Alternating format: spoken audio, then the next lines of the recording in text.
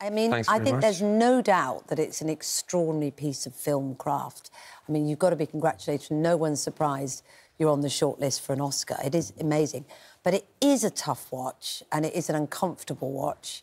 What made you so compelled to make it, and who were you making it for? So I was 12 when it happened, and I guess I grew up hearing about that case. It was then, you know, when I was older, as an adult, I just wanted to get a deeper understanding of it. I started reading everything I could find on it. I got to the interview transcripts, and it's a story that, you know, I thought I knew, and I think a lot of people think they know it, but they will still shy away from absorbing any more facts about it because it's just so horrific. And after I had looked into it, I felt I was seeing something that not everybody was seeing. So what were you seeing? Because I think, you know, nationally, it is so horrific that people just want to think they're evil, they're gone, we can't think about it. What were you seeing that made you want to look further?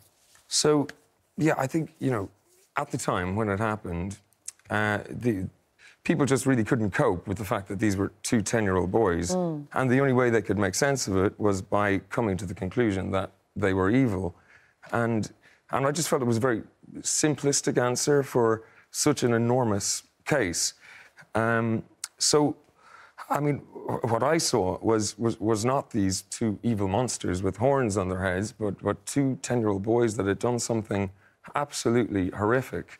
I think there's a lot of people might say, you know, they feel it's wrong to humanize those boys, but I think, you know, if people can't accept the fact that they were human beings, they would never be able to begin to understand what could have driven them to commit such a crime, you know, and the only way to prevent something like this happening again in the future is to understand the cause of it.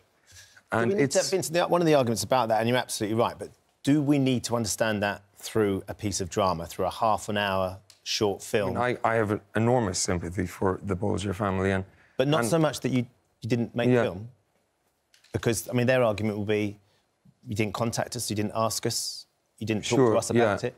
Yeah. And you can imagine what publicising something like this will do. So, you know, I mean, obviously, when I think what the Bulger family have gone through, it, you know, honestly breaks my heart, you know, and the film is not meant to, you know, bring any more anguish to them. So you don't think it will? Well, I think it would be a very difficult watch for them, but I hope they understand. The very fact that you've made it and we're talking about it and you're bringing the story up again. Yeah.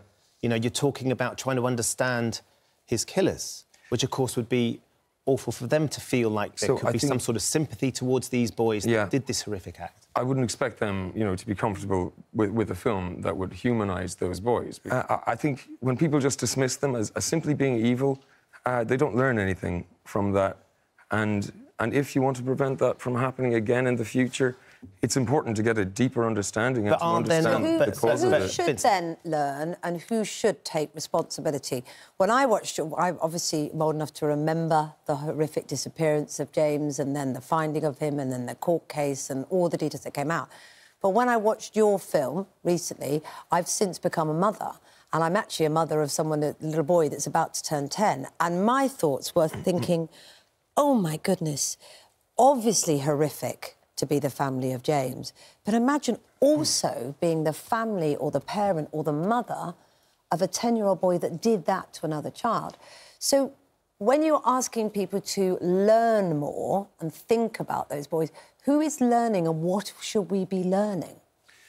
Well, I think there's a lot to be learned from it. What, though? Because that might help James Bulger's family. I mean, that might help Denise particularly, who's very upset by it.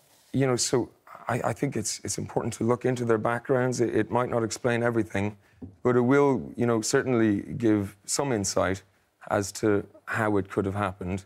I think one of the things to be learned from it is that if children aren't appropriately cared for, they can become dangerous. I don't think it's as simple as just saying, well, they were born evil and that's why they did it. But at the same time, you know, there's this idea that, you know, if you don't agree that they were evil, that you're somehow being sympathetic to the boys, and I don't agree with that. The film is not meant to be sympathetic to them, it's not meant to make excuses, but it does show an accurate reconstruction of the interviews, and it's entirely factual. There's no embellishments whatsoever in the film. Vincent, why didn't you contact Denise, James's family? So, you know, I think it would be a very difficult watch for them. Now, why didn't you contact them to say, look, we want to make this film, what are your thoughts? Well, I think... Because you've said that you want to be respectful to them. I thought about it a lot, you know. I think they wouldn't want a film like this to be made because... Are you scared to say, I don't want this made, and that would then make it hard for you to go on and make it? Well, that's what people want. Yeah, I mean, then it probably wouldn't have been made, you know, and... Can you imagine if it had happened to your family or Kate's family or my family, 26 years later, a young film director, starting out his film career, making a film about it. Can you imagine how that would feel if you were the parents of a child like that? Absolutely. And how you would feel about it? Yeah, and, you know, I would never, you know, try to change their opinion because I think it's completely understandable that they wouldn't be able to humanise those boys. But I think But also they wouldn't be able to understand why you felt the need to make this film. That's what they will struggle with. Right. Well, the reason I made the film is because I think... General opinion at the moment is that, you know, the reason they did it is because they were simply evil and born evil, and I don't think that's an adequate explanation for what happened. That's an easy answer. I think it's important to get a deeper understanding of it and to look into it, and the first step to doing that is to start seeing them as human beings. If people can't acknowledge that they were human, then they'll never be able to begin to understand what could have driven them to do it, and if people don't understand it, it could happen again. And it's in that vein that the film was made. It's not meant to, you know, to humanise them, or, sorry, it's not meant to be sympathetic to them or make excuses. But you've said that. I think alongside what you've said, the film is getting a lot of critical acclaim. So your career, your profile as a young director who's written this story and created this thing are going to get a lot of praise and get a lot of focus as well. It's been shortlisted to be nominated for an Oscar. I mean, there is success that is coming along the side of what is an extraordinarily tragic time in this family's lives that you are benefiting from, personally. Sure, yeah, I mean... there's a real conflict there, you've got to acknowledge that. Yeah, it's a short film, you know, I didn't make it... Doesn't make it any harder or easier to deal with? No, but I mean, it's not a film I made to profit from, financially, anyway. You know, I was as surprised as everyone when it made the shortlist of the Oscars. I don't think any of us were expecting that, you know. But people are, you know, starting to connect with it now. And you know, anyone who has reviewed the film has agreed that it is responsibly made. And is the actual interviews, you've not written the words, have you? It's almost entirely verbatim, and there's no embellishments whatsoever. Like, I had the opportunity to meet David James Smith, the journalist who covered the case and wrote the definitive book on it, The Sleep of Reason. And he came to one of the screenings, and I wasn't sure what he was going to say, but he said the film was authentic, and he said if audiences are willing, they will find in the film the truth of those two boys.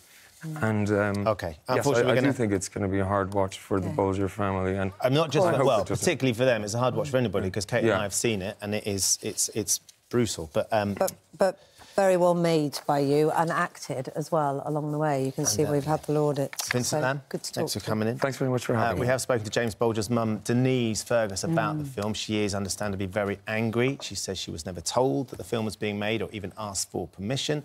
But as Vincent pointed out, he probably didn't want to ask in case she said no.